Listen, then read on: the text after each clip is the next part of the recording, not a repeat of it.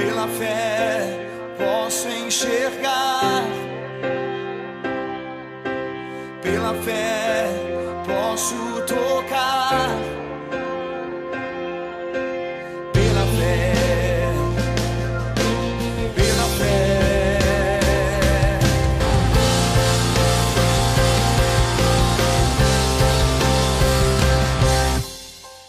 Muito bom dia, que a paz do Senhor reine sobre a sua vida e sobre a sua família.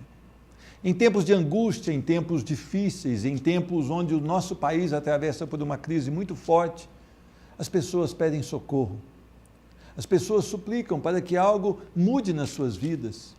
Nós vivemos um tempo de recessão, um tempo de desconfiança, um tempo onde as notícias são muito tristes para o povo dessa nação. E muitas pessoas estão passando por difícil momento. Mas a quem pedir socorro? A quem buscar solução?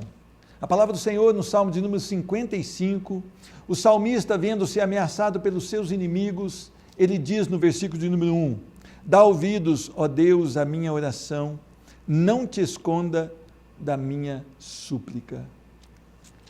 Nós temos alguém que nós podemos falar a qualquer momento. Nós temos alguém que, embora seja o maior desse universo, ele está pronto para ouvir as orações. Basta que nós tenhamos a fé que vem pela própria palavra de Deus. E mediante essa fé, nós podemos nos curvar e nos dobrar e dizer, Deus, socorre, dá ouvidos à minha oração, dá ouvidos à minha súplica, porque eu passo por momentos de desespero. Você talvez possa estar procurando o seu socorro em alguma pessoa, em alguma situação da sua vida, em algum projeto. Não, não faça isso. Vá ao Senhor em oração, busca o Senhor, dê passos que te aproximem do Senhor, passos de fidelidade à sua palavra, passos de honra, passos de retidão e de justiça diante de um Deus santo e poderoso. Procure moldar a sua vida ao Evangelho da graça, procure conformar a sua vida a Cristo Jesus. Ele jamais te decepcionará. Que Deus te abençoe e que esse dia seja um dia totalmente cheio da plenitude e da graça do Senhor no seu coração. Eu quero conversar hoje com um socorrista do SAMU, o Cleiton. Então eu fui até a cidade de Alfenas para conversar e para que Cleiton testemunhasse o amor de Cristo sobre a sua vida.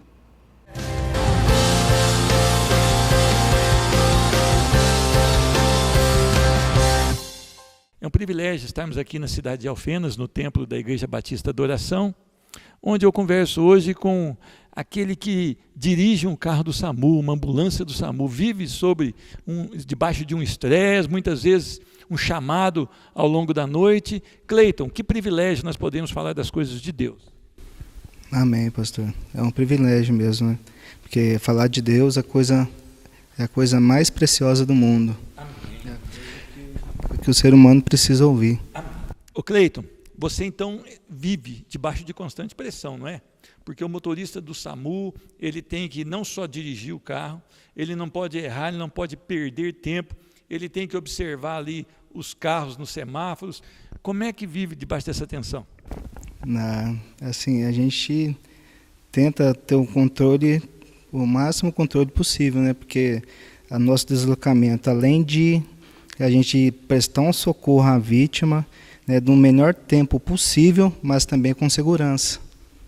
Agora, Cleiton, você não participa só mesmo de dirigir o carro, você também entra naquela equipe que faz o socorro.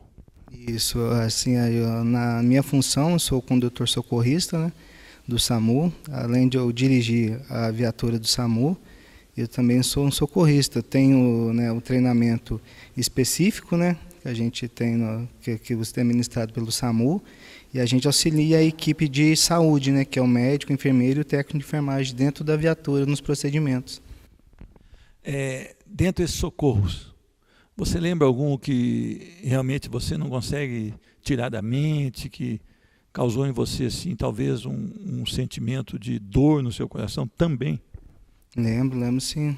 Lembro no caso de um acidente perto de Visa Nova, né, foi no Dia das Mães, né, que teve uma colisão de 2 veículos envolvidos, né, que uma mãe estava de 6 meses, ela veio a óbito no local, e junto com ela tinha o marido dela, tinham mais 2 filhos dela e mais um sobrinho, um filho de 7 anos, a sobrinha mais ou menos 13 anos, e o filho dela mais ou menos 17 anos, né? A gente foi prestar o atendimento a eles, né? Inclusive o filho mais novo, eu que prestei atendimento na imobilização no braço dele, que estava com uma fratura no braço dele, né? Na onde que eu comecei a iniciar o procedimento, ele veio pedir para mim, por favor, para poder, né, ajudar a mãe dele, né? Neste momento que ele já tinha constatado o óbito dela, eu estava ali prestando socorro a ele. Fica muito embargado, não fica? O coração da gente fica apertado, porque você não pode falar para uma criança que a mãe dele foi a óbito. Você não pode mentir porque você é cristão. Como é que a gente sai dessa? A gente tenta ser o mais profissional possível no local, né? A gente tenta passar uma segurança para a vítima, né? E atender ela da melhor forma possível. Eu queria falar um pouquinho com o Cleiton antes da conversão. Agora voltar lá atrás.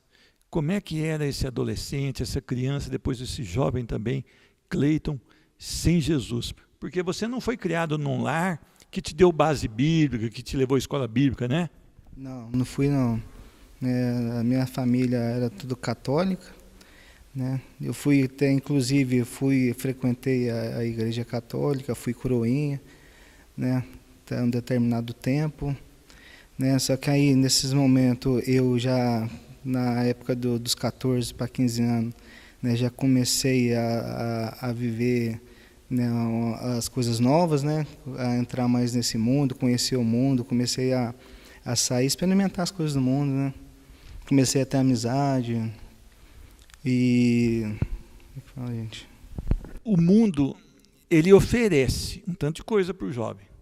Ele oferece cigarro, ele oferece sexo, ele oferece bebida, ele oferece drogas. E o jovem entra para que o seu coração fique alegre. Isso pode satisfazer o coração de um jovem?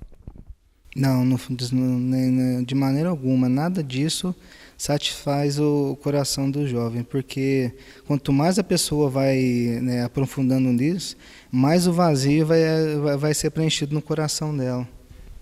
Então quer dizer que em vez do coração ser preenchido, o coração vai cada vez mais vazio e a pessoa sempre quer mais alguma coisa?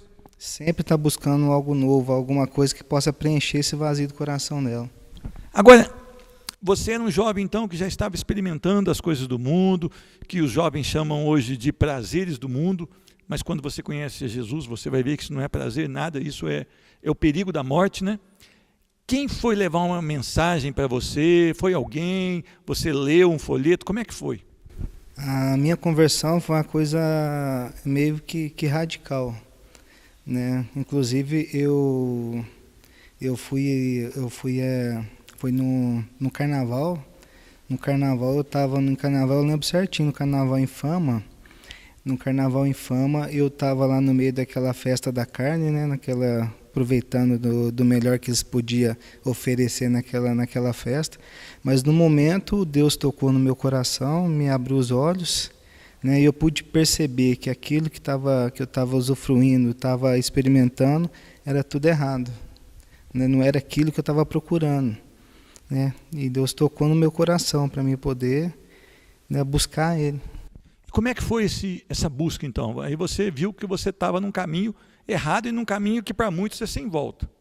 Então você notou que a excelência de Cristo não estaria nesse local, ou não estaria nessas práticas.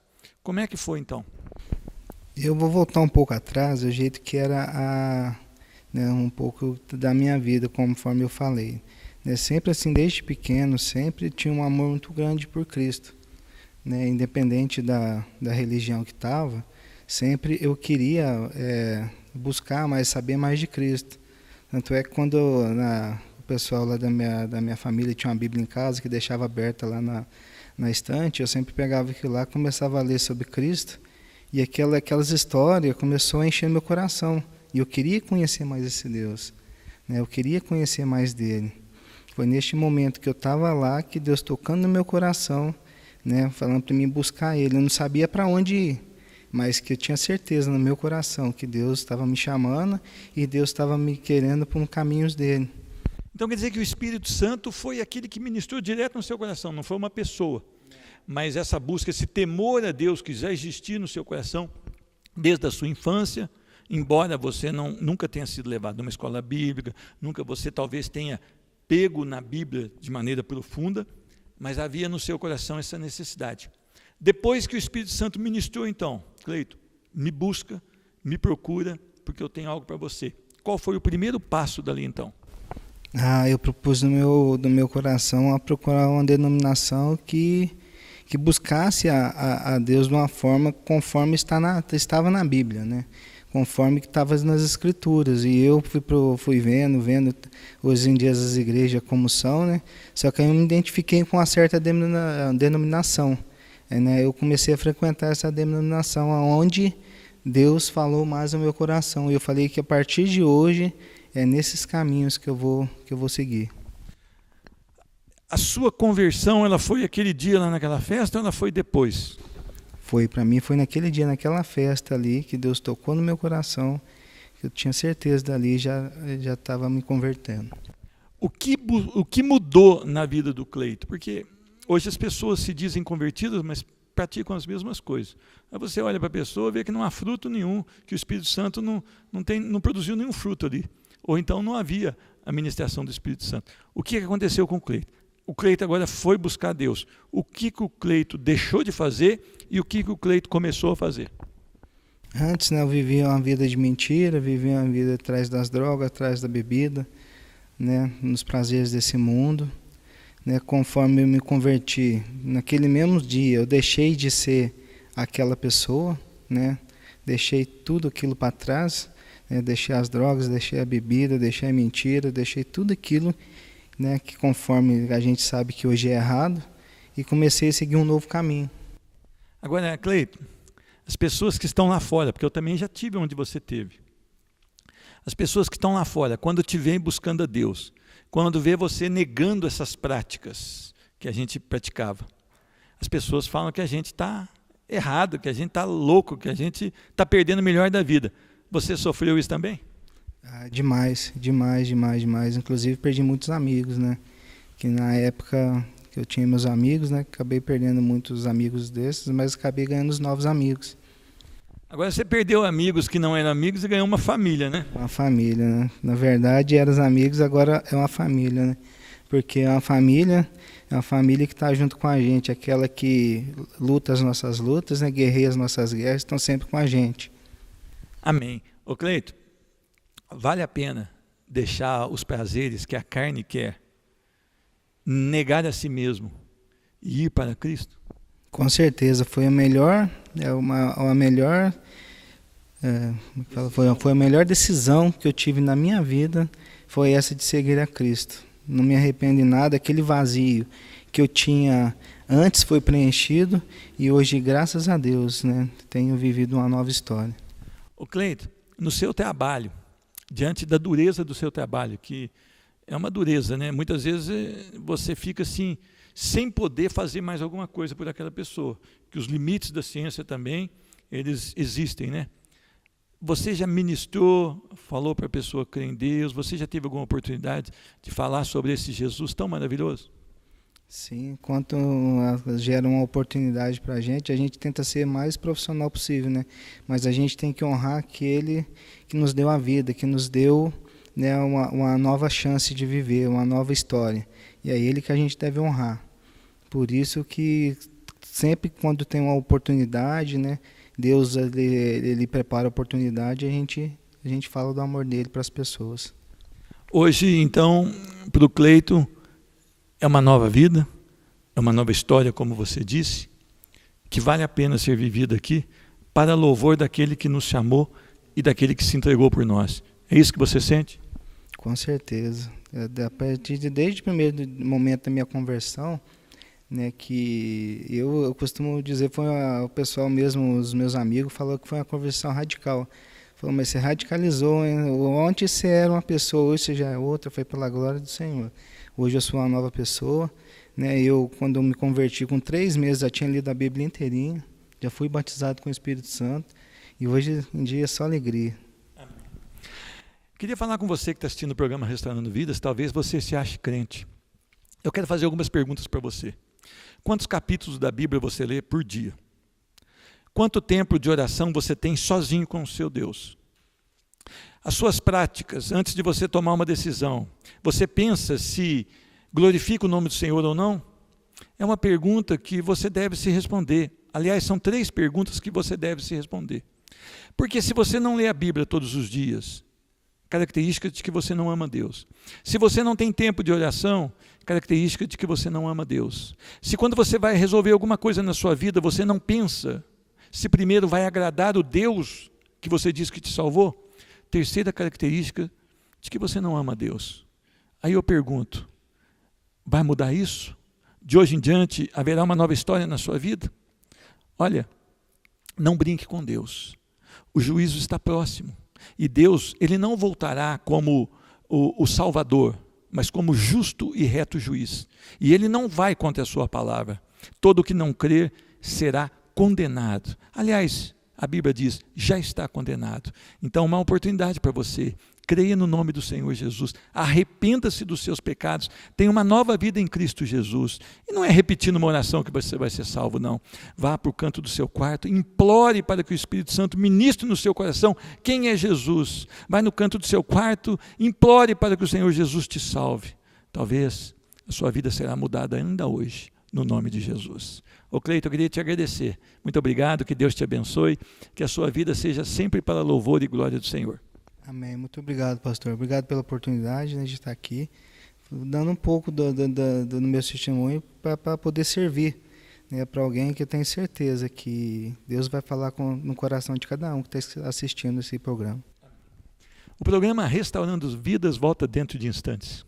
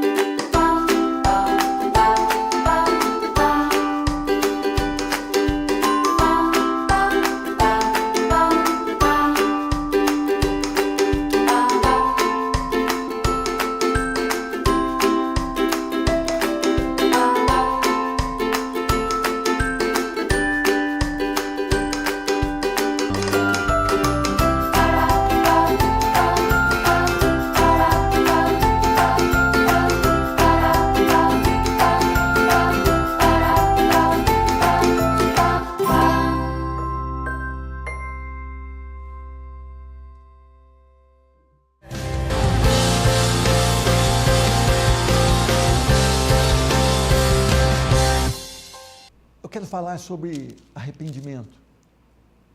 Nós vemos vários tipos de pregação, nós temos visto muitas pregações que dizem que você será feliz, que você será abençoado, que hoje é dia de vitória, mas poucas pregações dizem sobre o arrependimento, sobre o coração do homem que é ruim, é enganoso, sobre um Deus que é santo, tremendo, puro e reto, sobre uma justiça de Deus que virá sobre o último dia, mas que requer aquele que se diz crente no Senhor Jesus, que ande e caminhe buscando essa justiça.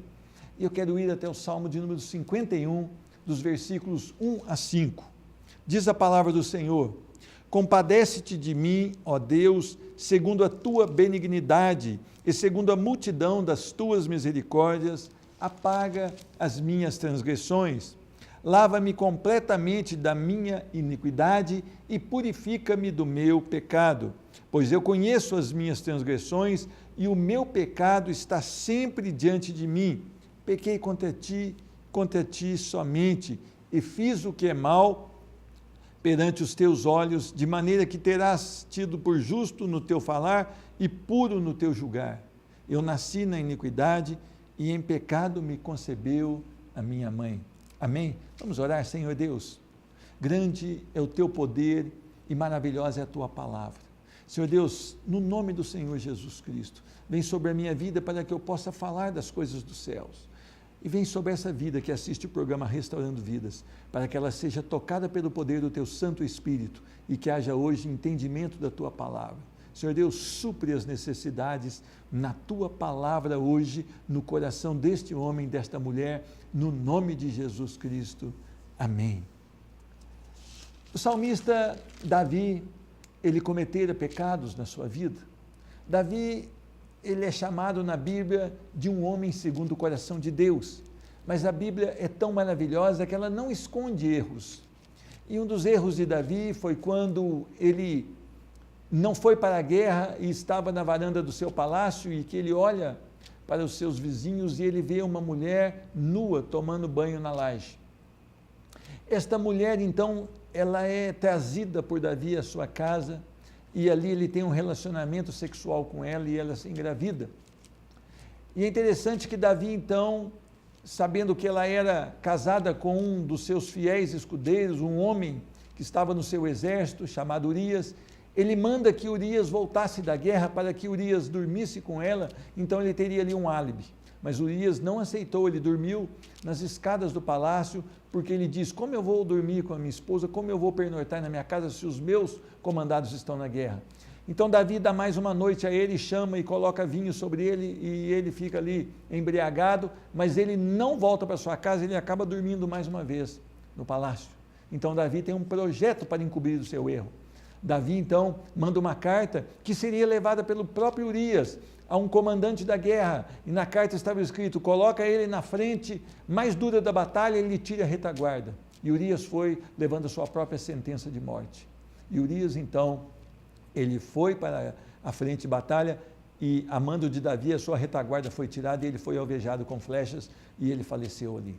Davi então achou que estava totalmente livre daquele pecado, estava totalmente livre daquela culpa, mas quando o profeta Natã chega e o adverte, ele viu que ele estava errado. E Davi então escreve esse salmo inspirado por Deus e ele diz, compadece-te de mim, ó Deus, segundo a tua benignidade, segundo a multidão das tuas misericórdias, apaga as minhas transgressões. O pecado é o problema do homem. O problema do homem não é outra coisa senão o pecado. O pecado não confessado, uma vida não redimida em Cristo Jesus, condena uma pessoa ao inferno. E o pecado não tratado, ele se torna um câncer na vida da pessoa e ele leva essa pessoa para estágios cada vez mais agressivos de distanciamento do Senhor, distanciamento da sua palavra e um coração que vai se endurecendo ao ponto de ficar cauterizado pelo pecado. O pecado faz separação entre Deus e o homem. O pecado é aquele que vai endurecendo o coração do homem. E Davi, então, diante daquele pecado, Davi é tomado pelo arrependimento. E o arrependimento aqui, ele passa por alguns estágios. O primeiro estágio é reconhecimento. No versículo 1, ele vê que a misericórdia e a compaixão do Senhor é grande, ele diz, apaga as minhas transgressões. Reconhecer que somos pecadores, mesmo aqueles que já professaram a sua fé em Cristo Jesus, pecam e pecam todos os dias, ou no pensamento, ou nas palavras, ou nas obras, e até mesmo na omissão, quando o Senhor manda que façamos alguma coisa e não fazemos. Nós precisamos entender o quão limitado nós somos, o quão perverso o nosso coração é. A palavra diz que o coração do homem é desesperadamente corrupto, o coração do homem tem uma inclinação para o pecado. Nós viemos da depravação total, herdada ali por Adão e Eva, onde eles tiveram ali sim o livre-arbítrio para não pecar, mas eles escolheram pecar. Ali sim a palavra livre-arbítrio pode ser encaixada, mas de agora em diante não mais, porque o nosso coração tem a tendência para o mal.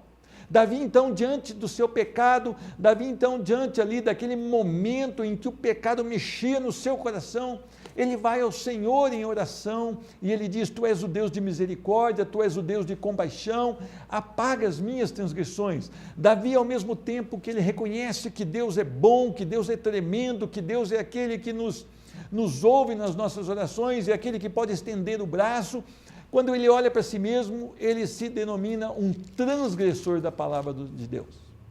Você se reconhece como um pecador? Mesmo sendo salvo, você sabe da sua condição?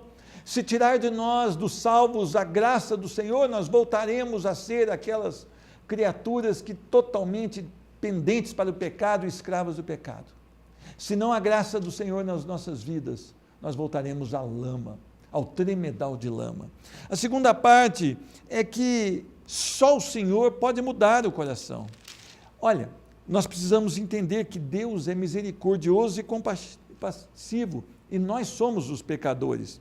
Ele diz: lava-me completamente da minha iniquidade e purifica-me do meu pecado.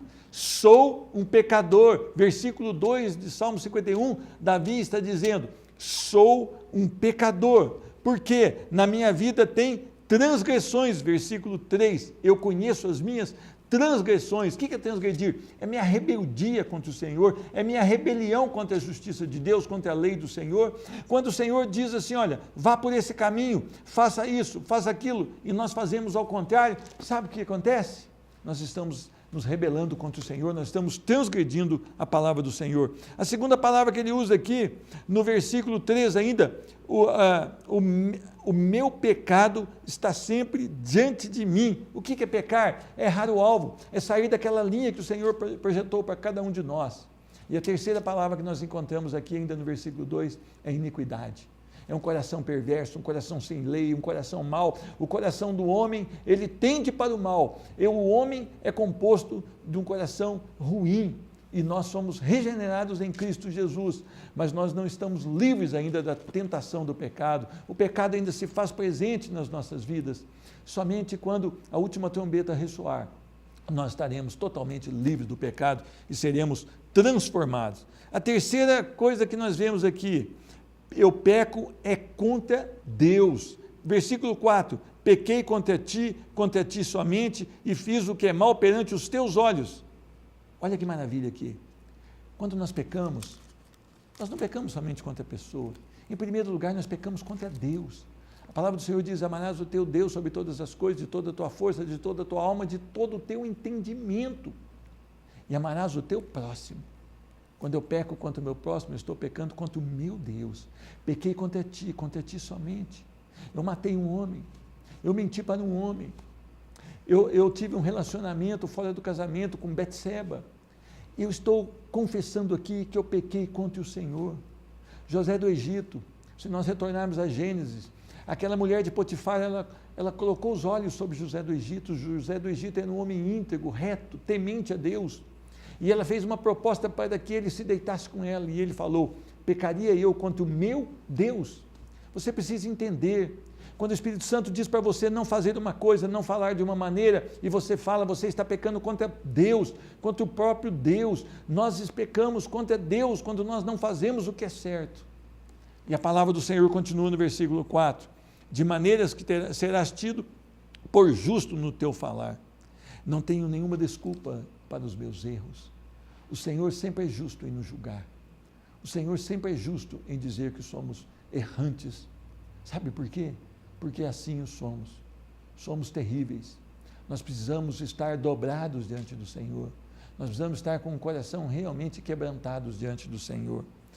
E ele diz mais uma vez aqui no versículo 5, eu nasci na iniquidade e em pecado me concebeu minha mãe. A nossa natureza é má, a nossa natureza é caída. Nós herdamos o pecado. Quando nós nascemos em iniquidade. Nós precisamos, em algum momento das nossas vidas, ter um encontro com Cristo Jesus, senão nós estaremos condenados. A palavra do Senhor diz que Deus amou o mundo de tal maneira que enviou o seu Filho unigênito, para que todo o que nele crê não pereça, mas tenha vida eterna. E nesse mesmo capítulo, a palavra diz que a luz veio, mas nós preferimos as trevas. E diz, quem crê no Senhor Jesus será salvo, mas quem não crê já está condenado. Nós não precisamos ser condenados, nós já estamos, a não ser que nós cremos em Cristo Jesus. O que é crer? É renunciar ao eu, é viver para Cristo Jesus, é morrer para mim mesmo, é tomar na minha cruz e é seguir Cristo Jesus. Você já nasceu de novo? Você entende que você é um pecador? Você entende que você precisa de arrependimento? Vamos então orar. Senhor Deus, eu quero te louvar e te agradecer por mais um dia. Eu quero te louvar e agradecer pela tua palavra. Faz um milagre nas nossas vidas. Coloca no nosso coração arrependimento. Temos pecado contra o Senhor. Perdoa-nos em nome de Jesus. Amém. Que Deus te abençoe. Que a palavra do Senhor possa estar viva no seu coração. Que que você possa amar a Deus sobre todas as coisas, que você possa desejar a Deus a todos os momentos da sua vida. Deus te abençoe e a paz do Senhor Jesus. Pela fé posso enxergar, pela fé posso tocar.